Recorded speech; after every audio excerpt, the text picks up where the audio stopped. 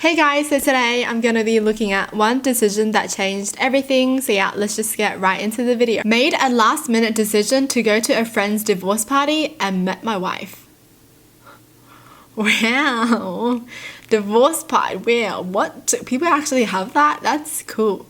I like that. That means they broke up on nice terms, right? They were both okay about it, yeah? That's cool.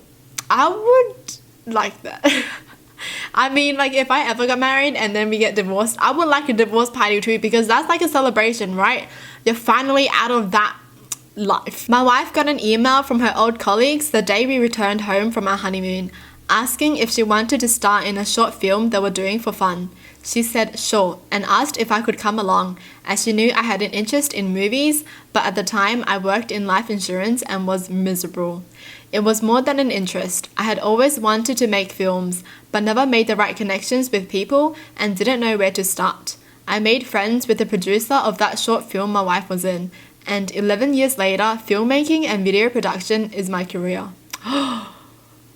I've shot feature films, short films, video for TV and web, and all over the world because of that one email to my wife. Changed our lives. Well, and also the fact that he's together with his wife is what changed his life too. Okay, not the email. I'm kidding. No, but seriously, he wouldn't have all of this if he didn't meet his wife. Like, you know what I'm saying? Like, everything can change depending on one little thing, you know, just one little, okay, maybe it wasn't one little thing because they got married, but like, I'll just say, I was actually talking about this the other day, and I was just like, how crazy would it be? Like, everything would change if I got a scholarship to become a teacher. Because back then, I do feel like if I got the scholarship, I would have just done teaching like very seriously, and I would have never started this kind of thing, you know?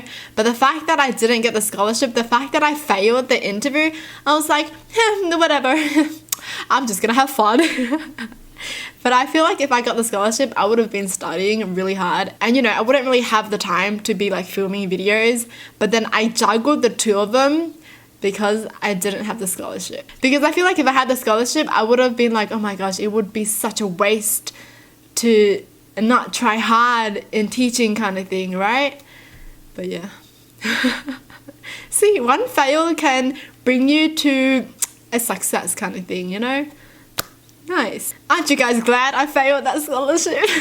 And it's so crazy thinking back about it, because I feel like right now, interviews will be so hard for me now. But back then, I was so social that I was like, that was a piece of cake. But now it's like, I can't do that anymore. My husband, he found out after 18 years that his mum's side of the family was Spanish, not Mexican. He found this interesting and changed his country to Spain on MySpace instead of the US where he really was. Meanwhile, in Australia, I was helping my friend find Spanish people to add as a friend as she was learning the language. I came across my now husband and decided to send him a friend request as well. We got along really well and met in person after 3 years. Have been together 11 years, married for 7. If he didn't change his country to Spain, and only for a day or so, we'd never know each other existed. That was fate, you know. That was totally fate. He changed his country one day and then he got a friend request the same day. Where is my soulmate?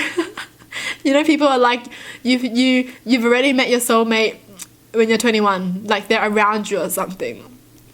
What do you mean? When my dad was about 20, he needed a phone number, so he called the operator from a payphone.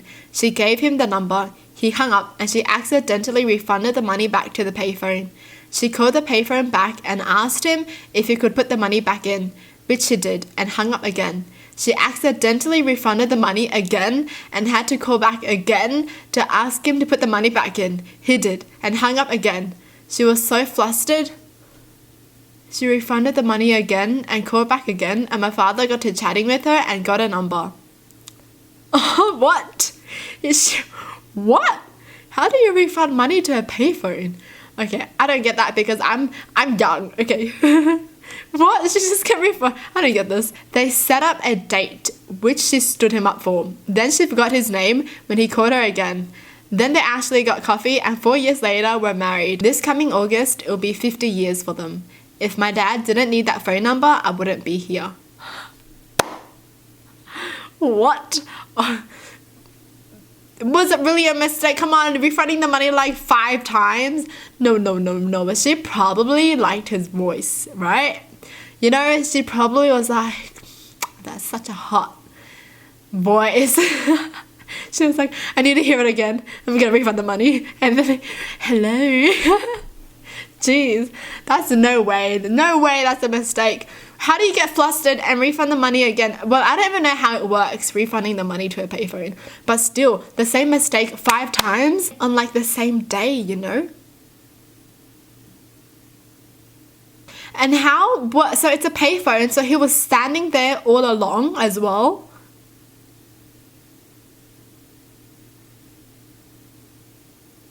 I don't even get how this works, but that's cute. My desire for pizza set off a chain reaction that destroyed my family. Oh my gosh. One day, got home from school and really wanted pizza. Family was poor, so spontaneous food trips weren't really in the cards. Really worked my pouty face to my mum and begged to go to the local pizza place for dinner. She said, alright. While chilling there, I saw my uncle walk by. And I was like, Uncle X, is that you? Now you might say, well, he wanted pizza. What's the big deal? Well, he lived several states away, so to be in town and not tell anyone was strange. Oh my gosh, I know where this is going. Turned out he was having an affair with his sister-in-law, my aunt on the other side of the family. She was basically a money-grubbing person and the family protested. One thing led to another and everyone hates each other now and we haven't had contact in like 20 years. I just wanted some pizza. But that's a good thing, isn't it? That they found out about the affair. I mean, that is sad that the whole family is like broken up, right? But I just always feel like it's a good thing to find out about affairs early on. Jeez. Pizza. When I was in 8th grade, 13 years old, I had a really long bus ride home, so would pass the time by reading. One day, I faced the very serious situation of nothing to read and a minute to grab something in the library, and for whatever reason, I grabbed a book on astronomy. That book was amazing and grabbed me like nothing else had before. I remember being excited to realize every astronomer on Earth was 13 years old once too, and that was a career you could actually do. Anyway, today I am a professional astronomer who studies gigantic space explosions for a living. There was a lot of work to get from that moment to this one, but I'm always grateful that I picked up that library book. Wow, that's nice. Man, I feel like we can think back to so many decisions that we've made that contributed to today, you know, to our lives today. Like, everything would be so different if you hadn't made that one decision, right? I was always super flirty with a girl from HR, but we were always seeing other people. Don't date at work, so when she left the company, I was bummed. A year or 2 later, a coworker asked me to search my email archives, that was a thing back then, for something he needed. I ended up stumbling across the farewell to my work friend's email from HR girl, and she sent it from her personal email address. I reached out to her. We had coffee, then a date. Then many dates. Then I love yous and I put a ring on it as soon as possible. 12 years later, extremely happily married, 2 goofy kids, 2 evil cats, and she still puts up with my crap. That's so cute, what the heck? Wow, they never got over her, you know? Wow, that was like a year or 2 later. So like even then he was still thinking about her. Out of university, looking for a job and exhausting all the online resources. On a whim, I looked in the career section in a print newspaper that was lying around in the house. We never subscribed to that paper. I don't know why it was even there. Got the job in a different city. Met someone who is now one of my best friends, who introduced me to their friends, who introduced me to their friends, and so on, until I was eventually introduced to my wife. If I'd found a job where I actually planned on working, there is absolutely no way I would have crossed paths with any of these people. Wow, that's so nice. That's amazing. How have I not found anyone then? I just want to find someone who loves dogs as much as I do. They don't need to love me, they just need to love my dog, okay? I'm okay with that. I just feel like loving my dog is loving me. I know some people are going to be like, but Ellen, you said you love being single. Yes, I do. But it's only natural for humans to want some company too.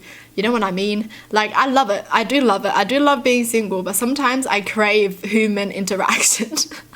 Sometimes I crave seeing someone, you know? I don't even think it's mentally healthy for me to be this alone.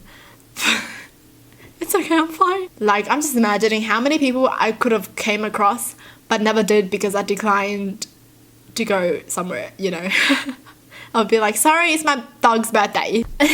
Well, that's it for the video. Hope you guys enjoyed. Tell me in the comments down below what your thoughts are. And as always, thanks for watching. Hope you guys liked it. And I'll see you guys next time. Bye.